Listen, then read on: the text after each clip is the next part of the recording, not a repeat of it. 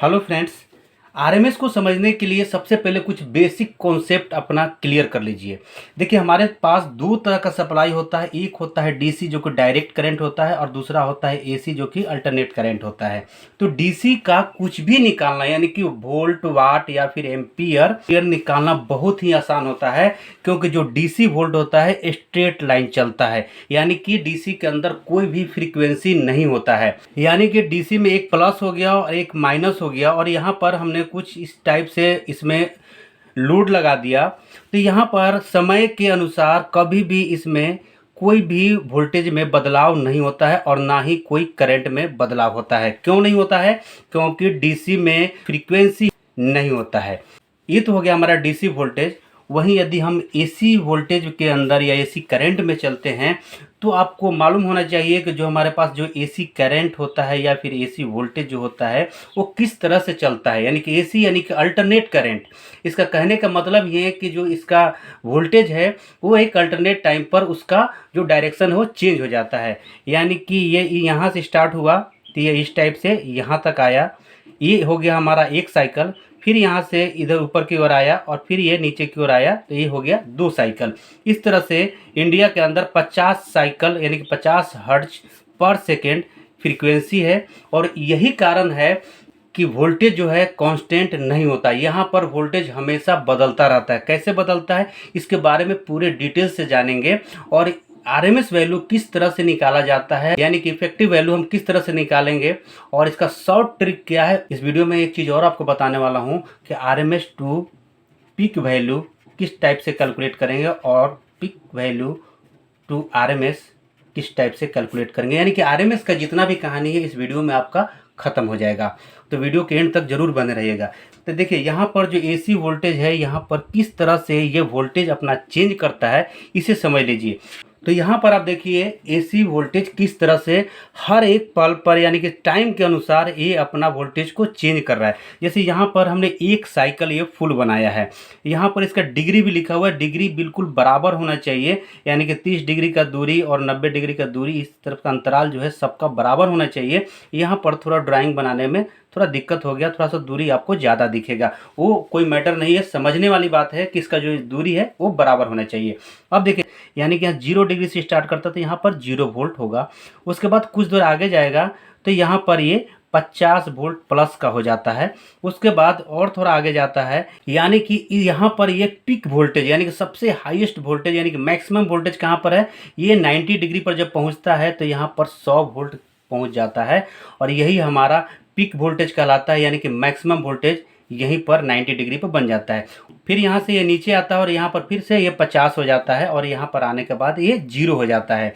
यहाँ पर जब ऊपर की ओर साइकिल चल रहा है, यानी कि कोई भी एक डायरेक्शन में ये पॉजिटिव होगा और दूसरे डायरेक्शन में निगेटिव होगा। जैसे यहाँ पर से फिर नीचे आता है तो -50 हो जाएगा, यहाँ पर देखिए -50 हो जाएगा।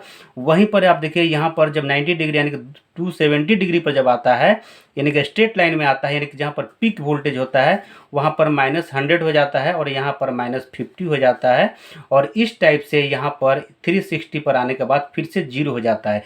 यानी कि एक सेकंड में 50 बार ये पॉजिटिव में जाएगा और 50 बार निगेटिव में जाएगा। यानी कि एक सेकंड के अंदर में इस टाइप से 50 साइकिल बनाता है। और सोचिए 50 साइकिल में ये वोल्टेज कितना वेरिएंस होगा, यानी कि समय के अनुसार ये अपना वोल्टेज बदलता रहता है। अब आपको लग रहा होगा कि यहाँ जो पीक पॉइंट है इसको यदि वोल्टेज मान लें हम, तो यहाँ पर वोल्टेज मानने के बाद हम इसको कैलकुलेट कर सकते हैं। ऐसा बिल्कुल नहीं है, और कोई भी बिना इफेक्टिव वैल्यू के आप ना तो एम्पियर कैलकुलेट कर सकते हैं, ना ही उसका पावर यानी कि वाट कैलकुलेट कर सकते हैं। और जो हमारा वोल्ट मीटर भी होता है वो क्या चीज़ निकालता है, वो आरएमएस वैल्यू ही निकालता है, जो कि रूट मीन्स स्क्वायर वैल्यू होता है। देखिए, सबसे पहले क्या है कि जो हमारे पास एक साइकिल के अंदर जितने भी टाइम पर वोल्टेज चेंज हो रहा है उसे हम पहले नोट करते हैं, ग्राफ के थ्रू हम लोग नोट करते हैं।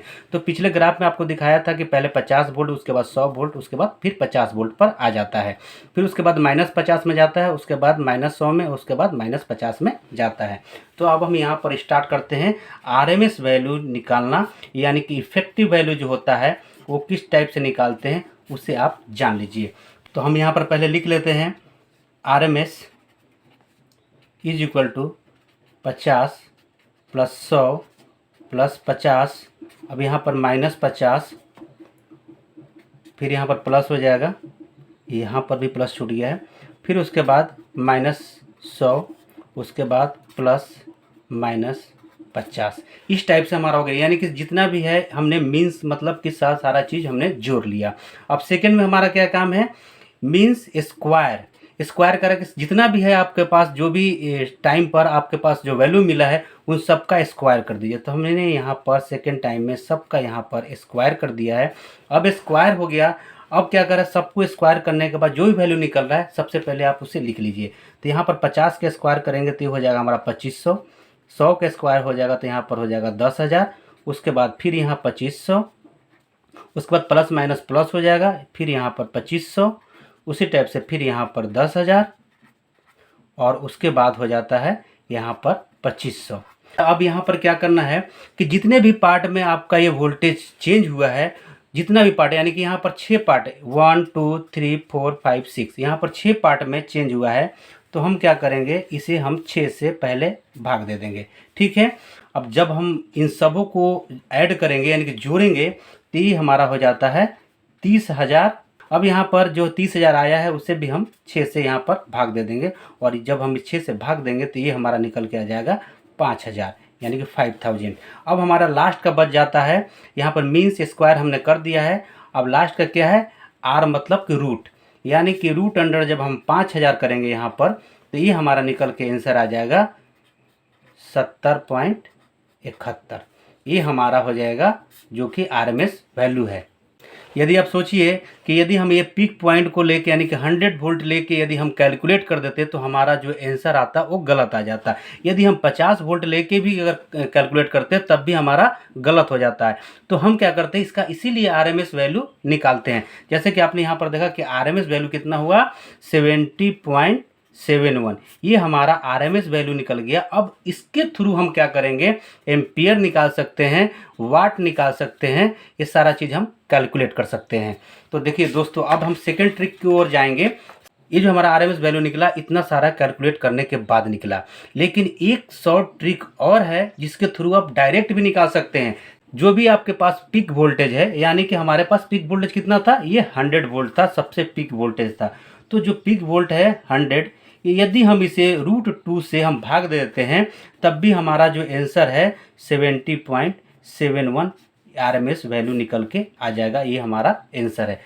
तो इस टाइप से आप शॉर्ट ट्रिक से भी निकाल सकते हैं, उसके बाद आप लॉन्ग ट्रिक से भी निकाल सकते हैं। लॉन्ग ट्रिक इसलिए हमने आपको बताया कि सारा चीज़ इसका कहानी आपको मालूम चल जाए कि ये कैसे निकाला जाता है।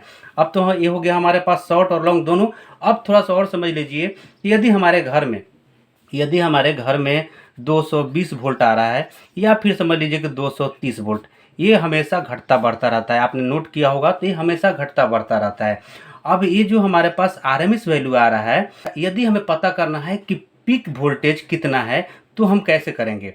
यदि हम यहाँ पर मान लेते हैं कि 230 वोल्ट है जो आरएमएस वैल्यू आ रहा है हमारे पास, तो आरएमएस से यदि हमें पीक वोल्ट यानी कि सबसे ज़्यादा वोल्ट, मैक्सिमम वोल्ट कितना आ रहा है, क्योंकि कुछ ही सेकंड के लिए आता है, तो उसको पता करने के लिए आपको कौन सा फार्मूला लगाना होगा, तो आरएमएस टू पीक वोल्टेज। इसके लिए आपको क्या करना होगा कि आरएमएस हमारे पास 230 है, तो हम क्या कर देंगे, डिवाइड कर देंगे 0.7071 से, तो ये हमारा निकल के आ जाएगा 325.27। ये हमारे पास पीक वोल्टेज, यानी कि कुछ ही सेकंड से भी कम, यानी कुछ टाइम के लिए हम कह सकते हैं कि 325.27 ये हमारा वोल्टेज आ रहा है, जो कि पीक वोल्टेज है, जहां पर आरएमएस वैल्यू 230 वोल्ट आ रहा है। तो ये हमारा हो गया आरएमएस टू पीक। यदि पीक वोल्टेज है हमारे पास और आरएमएस वैल्यू निकालने के लिए बोल रहा है, उसके लिए आपको क्या करना है, यानी कि पीक टू आरएमएस। ठीक है। आपको क्या करना है कि मान लीजिए कि अगर पीक वोल्टेज जो है हमारे पास ये 300 वोल्ट आ रहा है, कोई आपको एग्जांपल देता है या फिर कहीं पर आप मेजर करते हैं तो 300 है, और उसे आपको क्या करना है कि मल्टीप्लाई कर देना है 0.7071 से, तो ये हमारा निकल के आ जाएगा 212.13 वोल्ट। तो ये हमारा आरएमएस वैल्यू निकल गया और ये हमारा पीक वोल्टेज निकल गया। तो इस टाइप से हर एक टाइप से आप कैलकुलेट कर सकते हैं। चाहे तो आप यही फार्मूला को रख के यानी कि इसी वैल्यू को रख के वापस करेंगे तो आपको ये 230 आ जाना चाहिए। दोस्तों इस वीडियो से आपको कुछ भी सीखने को मिला होगा तो प्लीज़ वीडियो को लाइक और चैनल को सब्सक्राइब कीजिएगा। चलिए फिर मिलते हैं नेक्स्ट वीडियो में, तब तक के लिए जय हिंद।